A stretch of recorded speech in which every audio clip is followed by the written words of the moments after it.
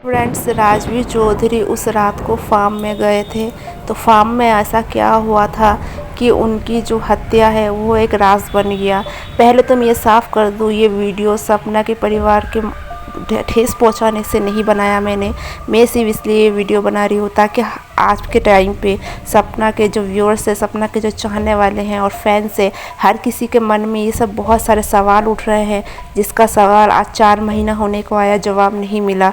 जी हाँ दोस्तों, सबसे पहली बात ये कि राजवीर चौधरी उस रात को जिसकी भी शादी में गए थे, उनके फ्रेंड्स के साथ गए थे पास ही के किसी गांव में शादी में, रिश्तेदार के। तो वो शादी में गए थे तो आने क्या बात, उन्होंने चाट क्यों खाया? जो इंसान शादी में जाके भरपेट खाना खा के आएगा वो पानी बतासा चाट क्यों खाएगा? पहला सवाल। दूसरा सवाल ये कि गांव का सड़क, जैसे कि उनकी माता जी ने बताया कि कच्ची सड़क पे वो मेरे बेटे को उठा के ले गए। तो अगर वो कच्ची सड़क पे थे तो गांव में कच्ची सड़क पे गाड़ी की स्पीड 110 120 नहीं होती है। हम जानते हैं ऐसी स्पीड गाड़ियों की सिर्फ शहर में होती है, गांव में गाड़ियों की स्पीड इतनी ज़्यादा नहीं होती है, क्योंकि गांव के जो रास्ते होते हैं वो काफ़ी पतले होते हैं और काफ़ी ज़्यादा मतलब लोग बाग बहुत ज़्यादा होते हैं, इसलिए गाड़ी वाले भी गाड़ी ध्यान से चलाते हैं। तीसरी बात ये कि जिस टाइम राजवीर चौधरी का एक्सीडेंट हुआ था वहाँ पे उस रास्ते में 2 सीसीटीवी कैमरा थे। एक कैमरे का मुंह उधर की साइड, एक कैमरे का अपोजिट डायरेक्शन में 2 से कैमरे लगे हुए थे, जिसमें एक्सीडेंट का फुटेज जो अभी यूट्यूब पे बहुत ज़्यादा वायरल हो रहा है, वो एक्सीडेंट का फुटेज में साफ दिख रहा है कि पीछे से कोई गाड़ी आती है, एक इंसान को मार के चली जाती है।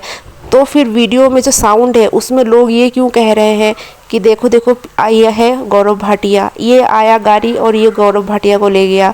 तो अगर वो राजवीर चौधरी के साथ एक्सीडेंट हुआ था उस रात में उस रास्ते में, तो ये गौरव भाटिया कौन है? और सीसीटीवी कैमरे के साउंड में ये लोग कौन है जो लोग गौरव भाटिया बोल रहे हैं? क्योंकि एक्सीडेंट तो राजवीर चौधरी का हुआ था, पर उस कैमरे में, उस आवाज़ में एक बार भी राजवीर चौधरी का नाम जिक्र नहीं हुआ।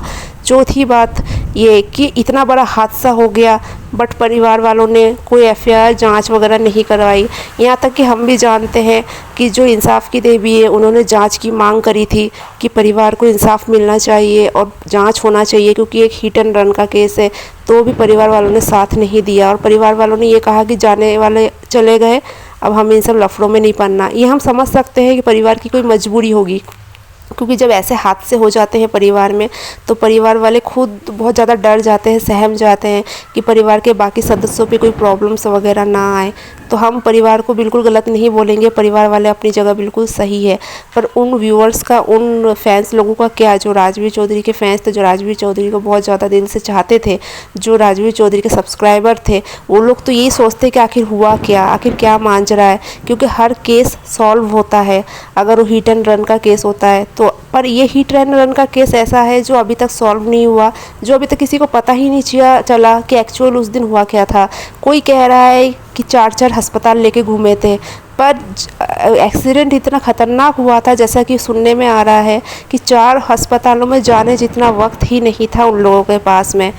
उन लोगों के पास इतना वक्त बिल्कुल नहीं था कि 4 अस्पताल में। कहा जा रहा है कि पहले जब वो गवर्नमेंट हॉस्पिटल में उनको लेके गए थे, गवर्नमेंट हॉस्पिटल में उन्होंने साइन करके वहाँ से वापस उनको लेके आ गए थे, वहाँ उन्होंने ट्रीटमेंट नहीं करवाया, क्योंकि उनको ऐसा लग रहा था मतलब उनके फ्रेंड्स लोगों को कि गवर्नमेंट हॉस्पिटल में ट्रीटमेंट अच्छा नहीं होगा। और वो फिर उन राजवीर चौधरी को वहाँ से किसी दूसरे हॉस्पिटल में लेके गए। तो क्या ये लापरवाही के चलते हुआ है? क्या टाइम बहुत ज़्यादा वेस्ट हो गया था? अगर टाइम पे उनको ट्रीटमेंट मिलता तो शायद वो बच सकते थे। या फिर कहा जा रहा रास्ते में ट्रैफिक बहुत ज़्यादा था तो ट्रैफिक के कारण, या फिर किसकी गलती से हुआ? क्या राजवीर चौधरी बच सकते थे? सवाल ये उठ रहा है दिमाग में कि क्या वो बच सकते थे उस दिन? अगर थोड़ा बहुत भी रास्ते में ट्रैफिक कम होता या फिर सरकारी अस्पताल में जब वो पहले लेके गए थे वहीं उनका ट्रीटमेंट शुरू हो चुका होता, तो क्या वो जो ड्राइवर है जिसने इतना बड़ा काम किया, जहाँ यहाँ तक कि वहाँ पे भी कुछ चश्मदीद लोगों ने ये बताया था कि उस ड्राइवर ने पहले भी एक्सीडेंट करे थे वहाँ पे, चाट वाले ने वहाँ पे बयान दिया था।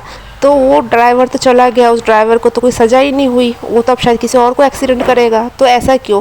जब कोई इंसान किसी की गाड़ी को भी ठोक देता है तो पुलिस रिपोर्ट होती है, पुलिस वाले उसको उठा के ले जाते हैं और उसके खिलाफ कार्रवाई करते हैं। पर इस यहाँ पे तो एक ड्राइवर ने एक इंसान को ही मार दिया, तो इसके खिलाफ कोई कार्रवाई क्यों नहीं हुई? ऐसे बहुत सारे सवाल है जो हर किसी के मन में घूम रहा है, पर किसी को इस चीज़ का जवाब अभी तक नहीं मिला है।